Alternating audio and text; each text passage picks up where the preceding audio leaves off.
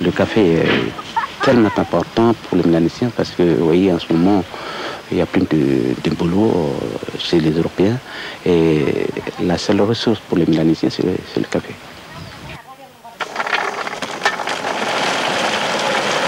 Oui.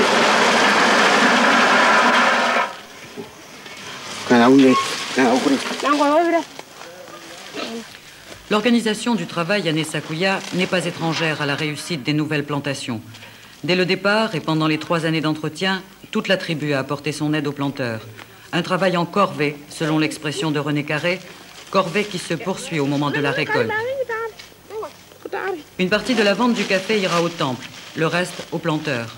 Quant à ceux qui ont travaillé bénévolement, ils savent que le jour venu, ils pourront à leur tour compter sur l'aide de toute la tribu, par exemple pour débrousser un champ ou créer une plantation de bananiers.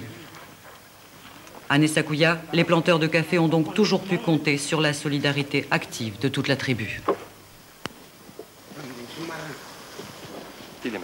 Nous pensons très bien que c'est plus grave de travailler en corvée que de travailler seul en famille. Voyez. Et c'est à partir de là qu'on avait réussi à avoir des bonnes parcelles.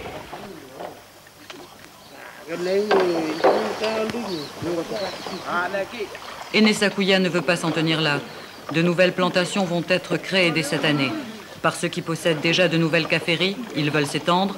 Par d'autres membres de la tribu, alléchés par les résultats obtenus par les premiers. Le sol est fertile, de bonnes terres alluviales. La main-d'œuvre ne pose pas de problème, puisque l'aide de la tribu est acquise.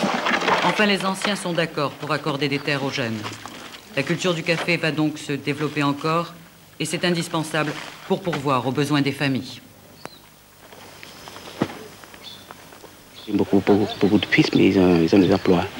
Et il y a juste moi et puis ma femme, et puis ma dernière, ma fille, qui est encore à l'école. Autrement, s'il y a toute une famille à nourrir, c'est... Ah, c'est pas assez, madame. S'il y a toute une famille à nourrir, c'est pas assez. C'est pour ça que je vous dis qu'il faut essayer de doubler, si vous voulez, des parcelles pour chaque famille.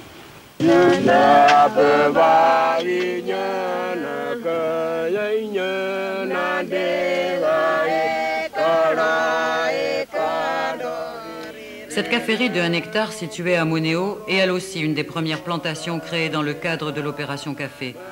Elle a donné l'an dernier une demi-récolte, rendement 750 kg de café à l'hectare. Cette année, les caféiers sont en pleine production, rendement attendu 3 tonnes hectare.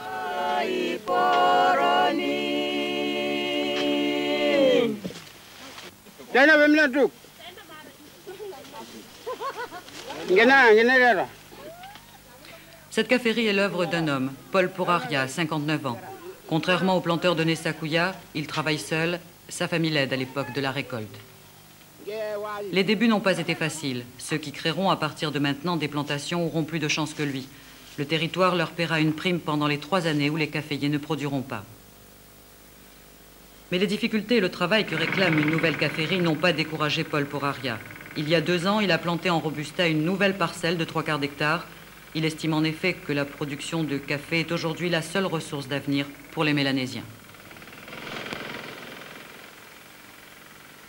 Quand j'avais arrêté de travailler sur mine, et je pensais peut-être un jour il n'y aura plus de travail. D'après ce que j'ai entendu, c'est comme ça que j'ai planté le café.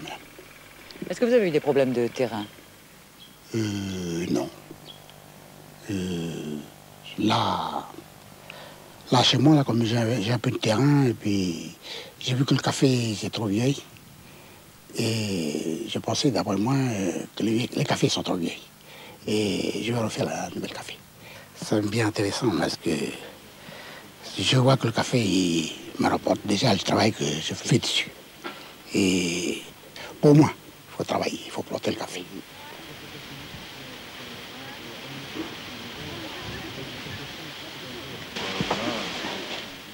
Parce que dans les années 79-80, d'autres planteurs comme lui ont cru au café, 1985 sera une année charnière. Jusqu'à l'année dernière, l'essentiel de la production de café du territoire venait des anciennes plantations. Cette année, la part des nouvelles plantations atteindra 50%. Peu à peu, les vieilles caféeries sous ombrage vont disparaître et la mutation technique et économique qui est en cours sera achevée.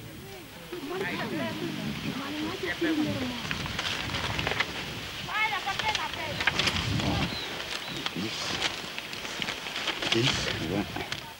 C'est le GAPS, le groupement agricole des producteurs de la côte Est, qui achète au comptant leur récolte aux planteurs. Une touque de 12 kilos de cerises est payée 470 francs. Le système est efficace et bien rodé aujourd'hui.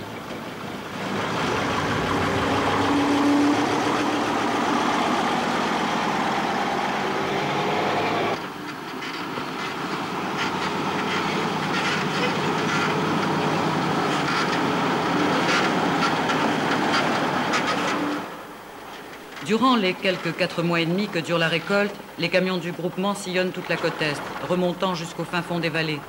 Les familles apprécient d'être payées à domicile et cette organisation vaut au GAPS de compter 2000 adhérents, dont 1600 planteurs de café.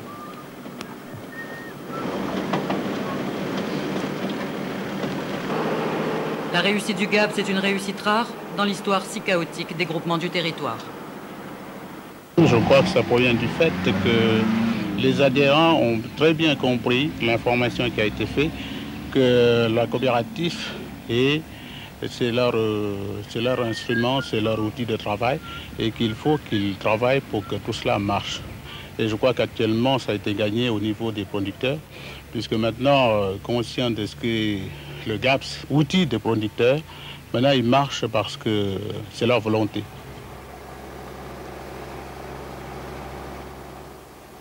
Dans les années 70, le territoire a fait construire 3 usines pour traiter le café par voie humide. À Canala, à Thiem, près de Touo, et ici, à Ponériouin. Pour la première fois cette année, les usines de Thiem et de Ponériouin tournent à plein régime, 24 heures sur 24, tant la récolte est abondante. Sitôt ramassées, les cerises doivent en effet être traitées le plus rapidement possible. Plusieurs améliorations ont été apportées depuis 2 ans à l'usine de Ponériouin pour produire un café de la meilleure qualité possible. Ainsi, mise en place d'un dépulpeur à disque et d'un démucilagineur. Les grains de café sont ensuite égouttés dans des bacs, puis ils passent dans un séchoir.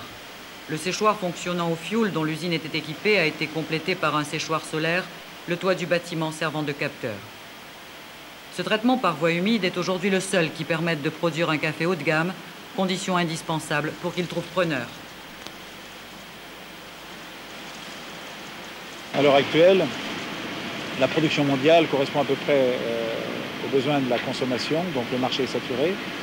Et pour des nouveaux cafés venant sur le marché, il est important qu'ils soient de très bonne qualité pour pouvoir être vendus sans problème et même avec un prix supérieur à celui du cours mondial.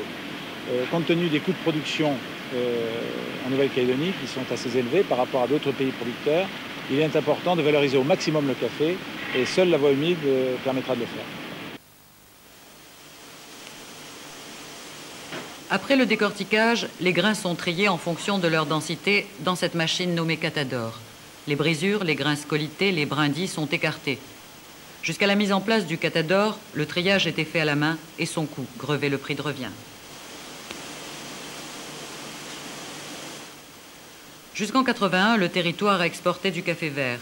Mais la production a tellement diminué ces dernières années, 305 tonnes seulement en 84, que l'on est maintenant obligé d'en importer.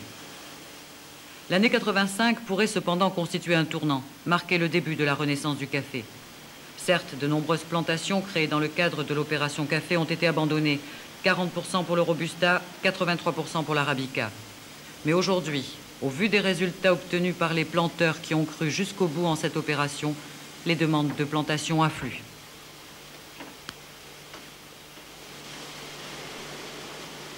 L'essentiel des échecs proviennent essentiellement du démarrage de l'opération, qui a peut-être été faite sur un rythme trop important et un peu indigeste pour les gens pour qui c'était nouveau.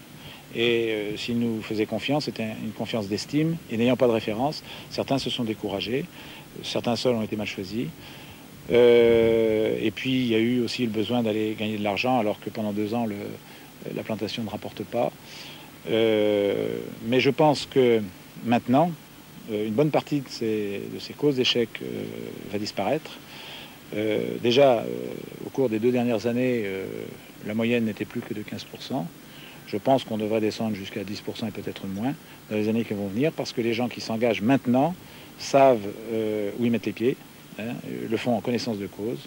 Et cette année, ça va achever de convaincre les plus craintifs. Moins d'abandon, un accroissement des demandes de création de plantations, voilà qui devrait permettre de reconstituer le patrimoine caféier du territoire. Bien sûr, cela demandera encore de nombreuses années, mais après avoir connu le pire, le café de Calédonie devrait marcher vers le meilleur.